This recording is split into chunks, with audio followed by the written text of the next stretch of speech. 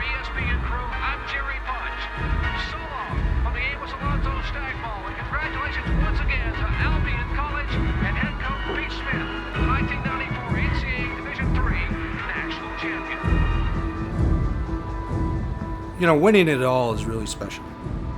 For those kids to, at Division III, to be on a national championship team, play on national television on ESPN, there's not very many, student athletes that can say that. And that's something that, they'll carry the rest of their lives. I'm sure they replay that tape numerous times during the course of their lifetimes. And very special feeling to be part of it.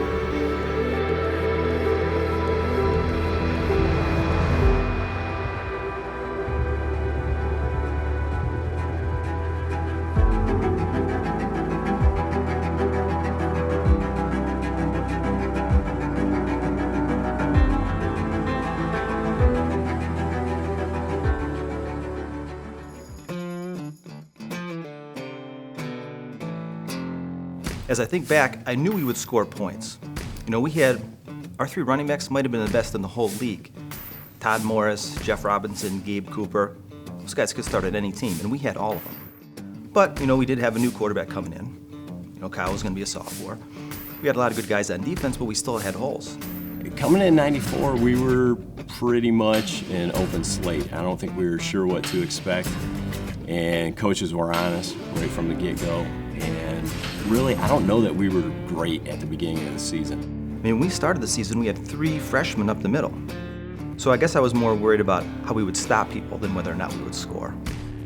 The interesting thing about Albion and Coach Schmidt is coming into our senior year, we had won the MIAA the previous 5 years. So from a recruiting standpoint, I think he did a great job of being able to pull the right kids in and always having that depth on the bench. So you just had that. You always knew there were good kids. You probably had 2 to 3 deep in each position. And he just did a good job putting together a well-rounded team at that point in time. Coach Schmidt, the schemes that he would come up with and the ways that he would make practice fun, and certainly the games beyond that was just something I don't think that could ever be duplicated. He was just ahead of his time, and he was the guy that you would want your kid to play for, and he was certainly one that we all would have went to battle for anywhere.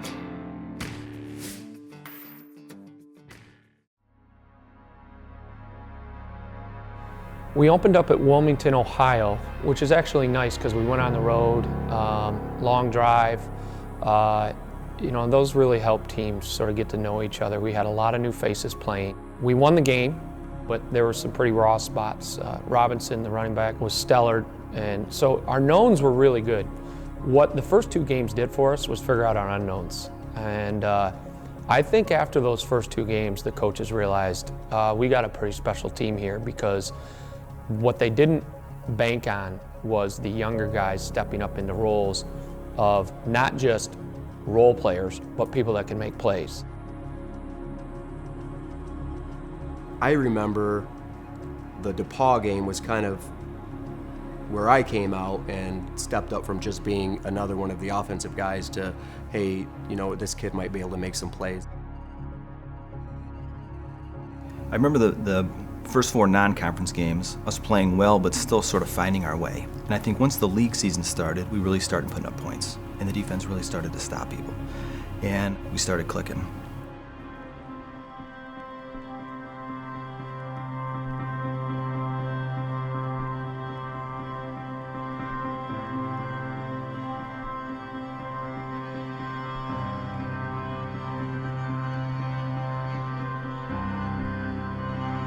Talk was whoever won that game was going to be the MIAA champion, and that team was going to go to the playoffs. And I just thought that was a key point in our season. And against us, I guess we had to go, it was an away game, we had to play at Alma. And at the time, Alma was the only team in the division that has turf. So you're playing with different shoes, you're playing away, and Alma was a huge passing offense. So for that game, we actually changed our defense up a little bit, and it worked to our advantage. Alma actually went through the first 3 games of the league undefeated, and we put it on them pretty good. I think we beat them 26-0. But it was really at that point that we began to understand we were going to go to the playoffs, and hopefully we could win a game in the playoffs and do what the team ahead of us had done. The next day, I remember reading in the paper, Jim Cole, who was Alma's head coach, and who had done a great job with that program, said, "We just got beat by the best team in Division III football today." And I think for a lot of us reading that quote, from where we'd come, not knowing what to expect at the beginning of the season, we looked at that and we said, geez, Jim Cole's not a guy to blow smoke. That's a pretty big compliment, and maybe we better start taking that seriously. Maybe we better start seeing ourselves as the best team in Division III football.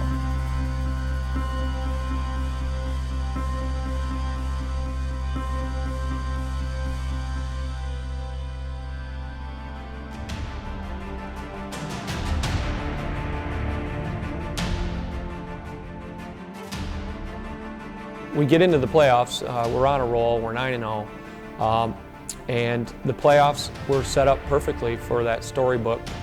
We had to play all the powers of Division III. Every team we played had won a national championship. So Mount Union came to our place, they were the reigning national champions, and the energy was so high, there was almost a fight right in the beginning of the game, and that's the way the whole game was. It was a dogfight. I'd never played in a football game that was that physically demanding. I mean, just play in, play out. Seemed like across the field, guys were hitting, clearly competitive, back and forth. And ultimately, it was our special teams, blocking a couple extra points that ends up, putting us over the top. They were a very young team, but were exceptional on offense. And by the grace of God, we blocked 2 extra points to win that game by a point. I've never been a part of a game where 2 extra points have ever been blocked, let alone in a collegiate playoff game. Once we beat Mount Union, we can beat anybody if we can beat this school.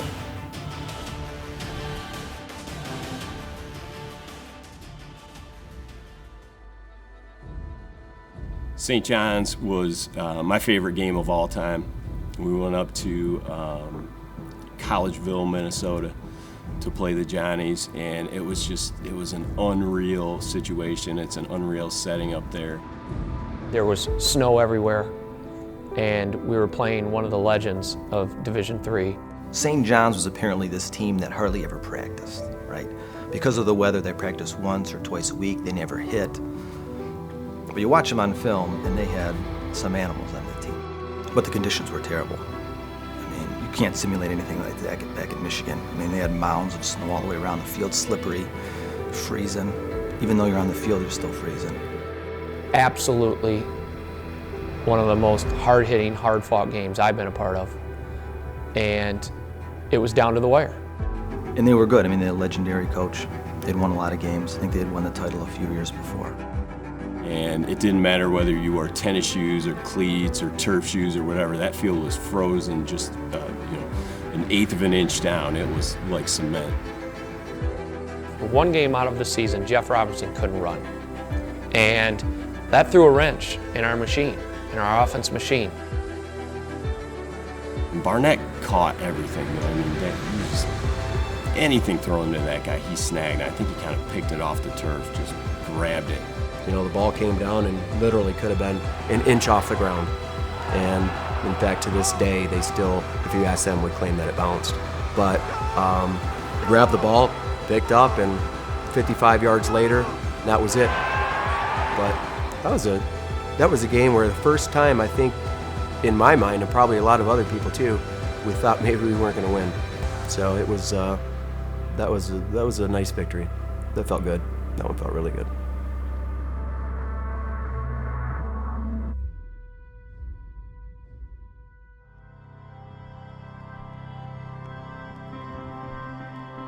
It was actually funny because going in to the game, all the attention was on Washington and Jefferson all week, and and Albion's playing in this game too. So I don't think anybody gave us a chance to really win the game.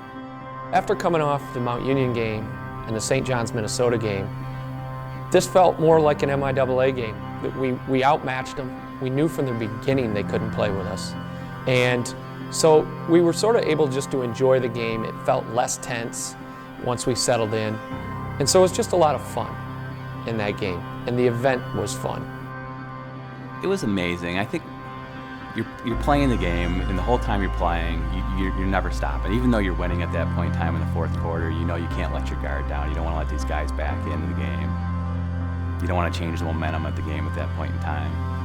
So, you know, the whistle blows, the game's over, and you almost don't even know what to do because you finally did it. You put all those years in. I think a lot of the guys on the team, we played football for 10 plus years at that point in time, and we finally pulled it off. We had a perfect season, 13-0, and you're trying to wheel that all in at once. And you know, you're crying. You want to run up in the stands and see your parents and see all the students that travel down there, but you don't want to go up there because you want to stay on the field and be with your teammates because we're celebrating and the trophy's on the field and the coach is holding it up. So it's just all that mixed emotions because you finally did it. It's just amazing.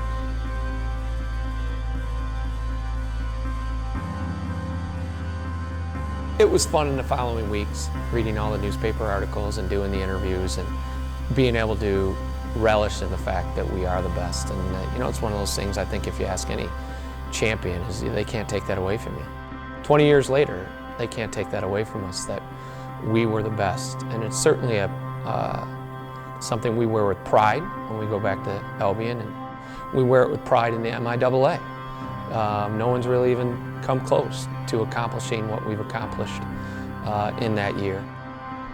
To go out there and have the success you have over the course of consecutive seasons, it's really special. And I think the older you get and the more experience you have, you know, that you see how football not only changes, but just how more competitive it's gotten these days.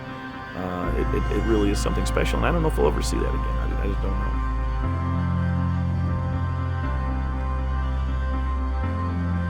The 1994 championship team symbolizes what can be accomplished by a group of dedicated student athletes, and that's something that's always going to be a part of our legacy here at Albion College.